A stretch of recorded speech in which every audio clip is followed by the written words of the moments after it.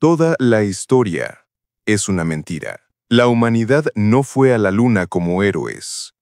Fuimos como invitados. La verdad es que ella nos llamó con un simple zumbido en la nuca. Lo que trajimos de vuelta no fue polvo, fue un zumbido. Una frecuencia baja que se adhiere a la grasa y crece como una mancha negra, lenta, en las esquinas de tu propia casa. Mi amigo Ellis lo supo. Me dijo, lo que vimos no era una advertencia, era una bienvenida. La luna solo está esperando a que el negro se expanda por completo sobre la Tierra. Ahora dime, ¿crees que puedes ignorar ese zumbido en la nuca? Quédate y escucha, y a ver si al terminar no sientes la necesidad de buscar esa mancha negra en el rincón de tu propia habitación.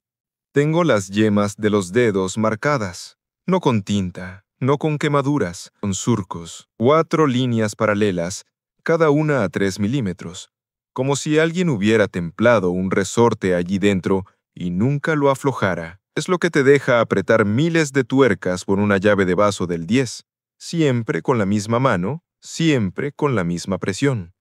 Me llamo Sean Mercer, y hasta agosto de 2012, lo más importante que había arreglado en mi vida era un diferencial que se comía las juntas homocinéticas como si tuvieran sabor a venganza. Vivo en un piso de alquiler en Cedar Hollow, Ohio, una ciudad que ni siquiera aparece en los mapas de Google si no la buscas con lupa. Trabajo en Hank's Auto Repair, donde el café sabe a neumático viejo y la radio suena siempre en country, incluso cuando nadie la toca. Los fines de semana, si me sobra algo de dinero, compro una six-pack de cerveza económica, me siento en el porche y miro cómo se pone el sol sobre los campos de maíz. A veces juego al Call of Duty con auriculares puestos para no escuchar el silencio. Mi vida era tan predecible como un motor bien afinado. Enciende, gira, apaga, repite. Pero entonces conocí a Ellis Thorne, y desde ese día, el universo dejó de tener sentido. Empezó en agosto de 2012. Acababa de cumplir 24 años. Tenía un título de mecánica que me costó 2 años de deudas, pero ningún taller me quería a tiempo completo. Así que, como último recurso, acepté un trabajo en el Hogar Sereno, un hospicio en las afueras de la ciudad, donde los días olían a antiséptico, sopa de pollo pasada y algo más. Algo dulce, casi empalagoso que solo reconoces cuando ya has visto morir a varios. No era enfermero, no era médico, era auxiliar. Llevaba bandejas, cambiaba sábanas, ayudaba a los que ya no podían levantarse a ir al baño. Y si tenían ganas de hablar, escuchaba. No por vocación, por cortesía. Porque cuando estás a punto de irte, lo único que duele más que el cuerpo es la soledad. El Hogar Sereno no era un lugar triste, era un lugar vacío. Las paredes eran de un beige pálido que absorbía la luz. Los pasillos olían a limpiador industrial y algo más, un aroma seco, como papel viejo quemado al borde de la vela. Los pacientes no gritaban, no se quejaban, solo se apagaban. Yo entraba a las 7 a.m. con mi uniforme azul claro y mis zapatillas gastadas. Primero pasaba por la cocina. Bandejas de puré, jalea, té con 2 terrones. Luego el recorrido. Señora Gable, habitación 12. Alzheimer avanzado. Creía que estaba en un barco. Me pedía que le trajera el timón. Señor Kowalski, habitación 8. Cáncer de pulmón. Fumaba en sueños. Tenía los dedos amarillos incluso sin tocar un cigarrillo. Y luego, habitación 3. Allí estaba Ellis Thorne. Lo trajeron un martes por la mañana. Lo vi entrar desde el pasillo. Un hombre delgado, encorvado, con el pelo canoso y los ojos tan cansados que parecían haber visto más cielos que todos los poetas juntos. En la recepción, la enfermera jefe le susurró a Hank, el director. «Es el tipo de Apolo. Thorne. Ellis Thorne». Hank se enderezó como si lo hubieran electrocutado. ¿El de la luna? El mismo. Yo, en cambio, solo pensé, alguien famoso. ¡Qué guay! Porque, en serio, a los 24, con el alquiler atrasado y un coche que hacía un ruido de muerte cada vez que frenaba, La luna me importaba menos que el precio de café en Starbucks, pero Ellis no era como los otros pacientes. No se quejaba del dolor. No pedía más morfina. No exigía que le trajeran flores o que le pusieran la tele más alto. Se quedaba sentado en su cama, junto a la ventana, mirando el cielo. A veces con un periódico doblado en las manos. A veces con nada. Solo mirando, como si estuviera esperando algo. Como si ya lo hubiera visto y no supiera cómo contar lo que vio. Lo primero que noté fue su mirada. No era triste, no era vacía, era pesada, como si llevara siglos de secretos en los ojos. Una tarde, mientras le llevaba una taza de té, con 2 terrones, como le gustaba, me dijo sin apartar la vista del horizonte: ¿Sabes por qué la luna no parpadea, Sean? Yo me encogí de hombros. Porque no tiene atmósfera. Algo así me dijeron en el colegio. Él asintió. Exacto. Nada la distorsiona. Nada la suaviza. Lo que ves, lo que es. Crudo. Verdadero. Hizo una pausa. Tragó saliva. Y a veces, la verdad es demasiado para un ser humano. Luego bebió un sorbo y nunca volvió a hablar del tema. Pasaron 2 semanas. Ellis seguía en silencio, hasta que una noche todo cambió. Era el 23 de agosto. Había dejado de llover. El aire olía a tierra mojada y a hierba cortada. Yo entré en su habitación con la bandeja de la cena, puré de patatas, pechuga de pollo blandita, un vaso de agua con hielo, que ya se derretía. Él estaba tumbado, mirando el techo agrietado, con las manos cruzadas sobre el pecho como si ya estuviera en su ataúd. Puse la bandeja en la mesita y dije: «Le he dejado la cuchara, por si quiere». Él no respondió, así que me di la vuelta y entonces, Sean, su voz era baja, raspada, como si no la usara desde hace años, pero no era Debbie. Era firme. Me giré. Él me miraba. Por primera vez, me miraba directo a los ojos. «Siéntate un momento». No era una petición, era una orden. Y algo en su tono hizo que mis piernas se movieran solas. Me senté en la silla de plástico justo al lado de la cama. El reloj de la pared marcaba las 8:17 p.m. Y entonces, Ellis Thorne me contó lo que nadie más ha contado jamás. Encontramos algo allá arriba. No dijo la luna, dijo allá arriba, como si nombrarla en voz alta pudiera traerla de vuelta. Encontré algo allá arriba. No era una roca, no era un cráter, no era nada que hubiéramos planeado ver. Se incorporó ligeramente. Las venas de sus manos se marcaron como cuerdas gastadas. Estábamos a la sombra del cráter Taurus. Rolly y yo. Seguíamos el plan.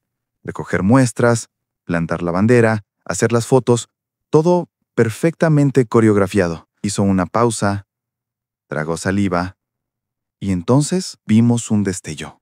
No era brillante, no era metálico. Era gris, apagado, como si la luz se hubiera rendido al tocarlo. Nos acercamos. Por curiosidad, por instinto, porque era nuestro trabajo mirar. Y ahí estaba. Me describió el panel con una precisión aterradora. No era liso, era pulido, como si lo hubieran tallado con una herramienta que no deja marcas. Tenía bordes curvos, suaves, como una concha. Y en la superficie, líneas. No rayas, líneas.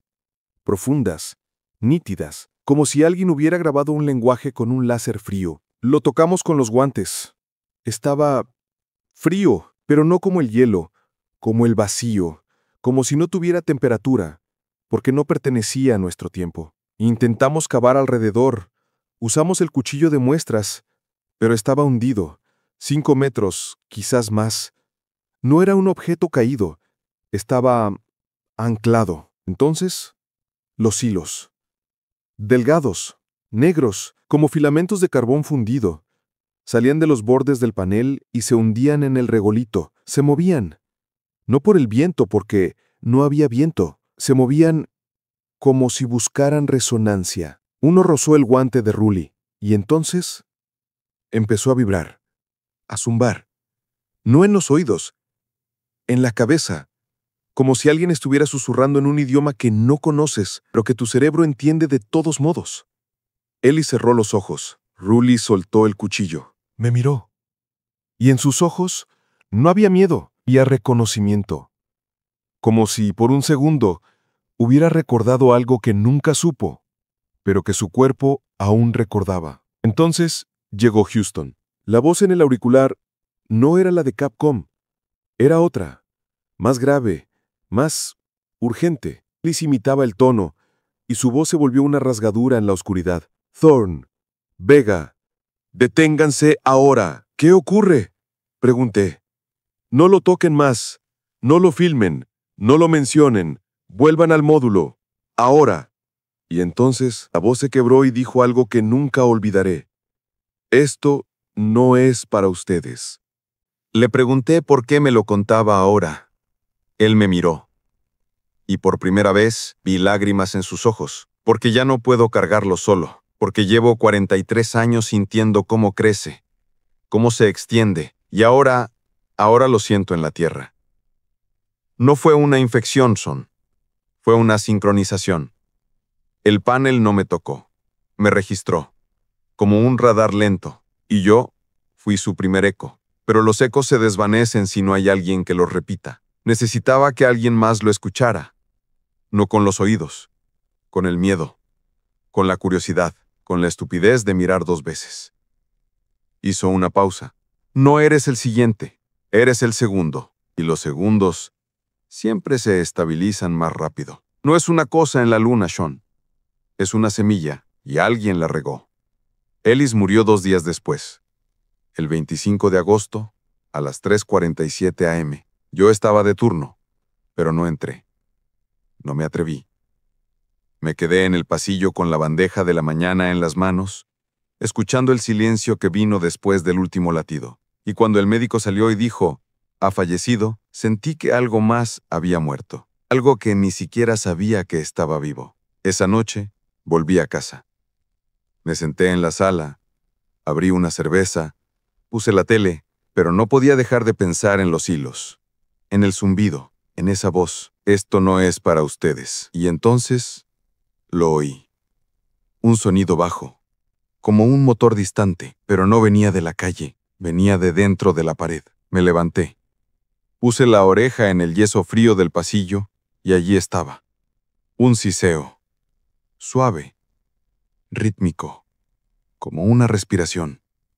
No fue una alucinación, lo sé, porque lo grabé. A la mañana siguiente, saqué mi viejo dictáfono, el que uso para dejar notas cuando reparo un motor y no quiero olvidar qué tornillo va dónde, y lo pegué con cinta adhesiva a la pared del pasillo. Lo dejé correr toda la noche. A las 7:03 a.m. me despertó el clic del fin de cinta. Lo rebobiné. Puse los auriculares y allí estaba. Un zumbido constante como una nota sostenida de un violín mal afinado, pero con algo más.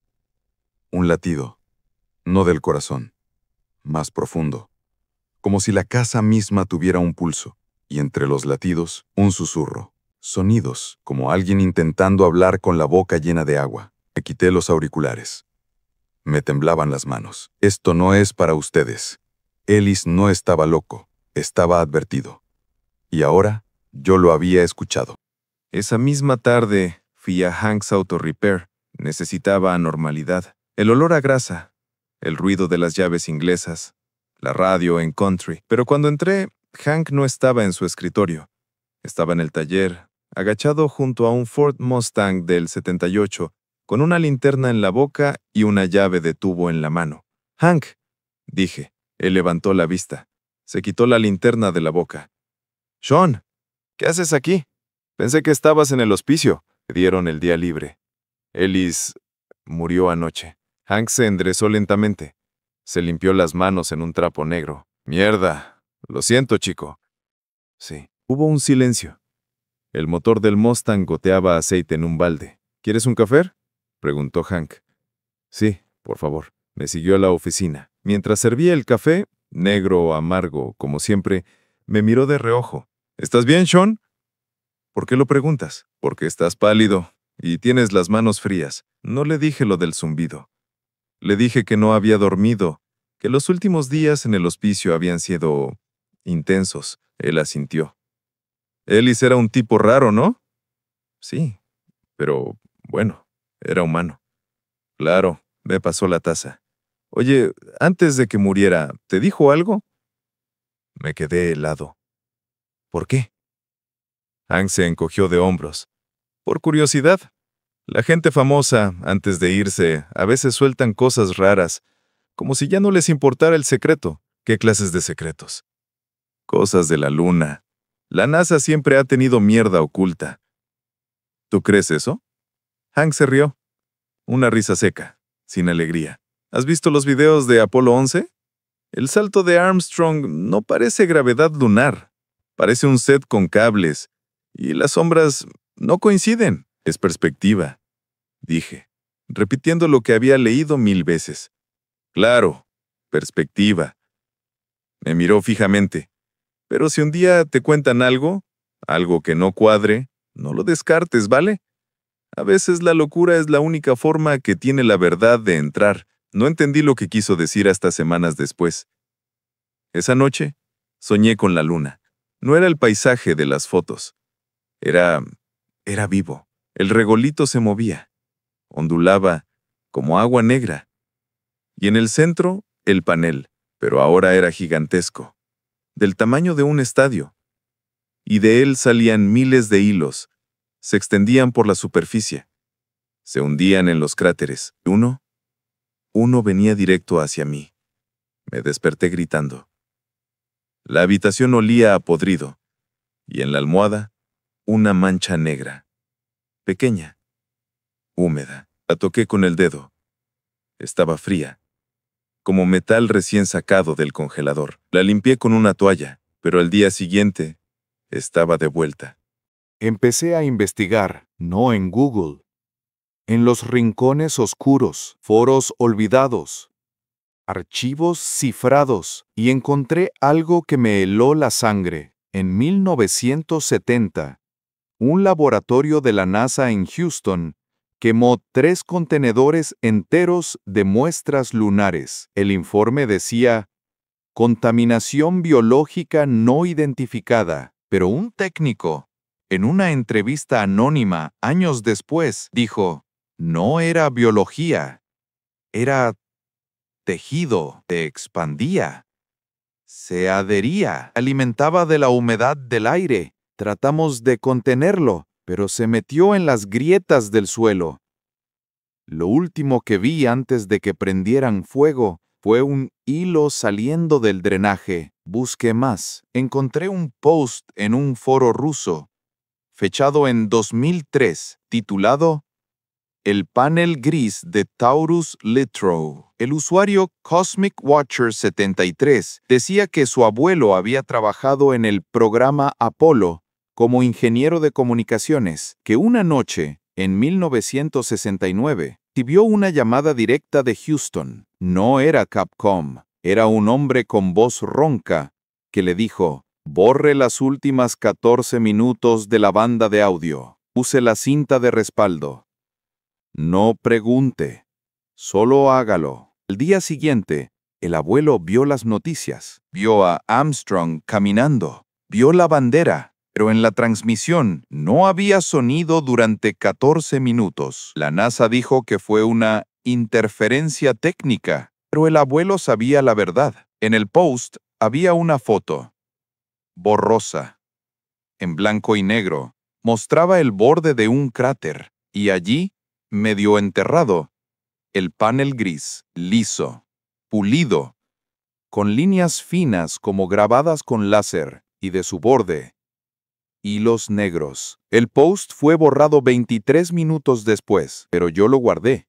Imprimí la foto, la clavé en la pared de mi habitación, y cada noche la miraba. Las noches se volvieron peores. El zumbido ya no venía de las paredes, venía de dentro de mi cabeza. Como un pulso. Siseo, golpe. Siseo, golpe. Igual que el corazón de Ellis en sus últimos días. Una noche me despertó un raspado. Lento, metódico. Me levanté. Seguí el sonido hasta la cocina. Allí, en el alféizar de la ventana, vi una pieza.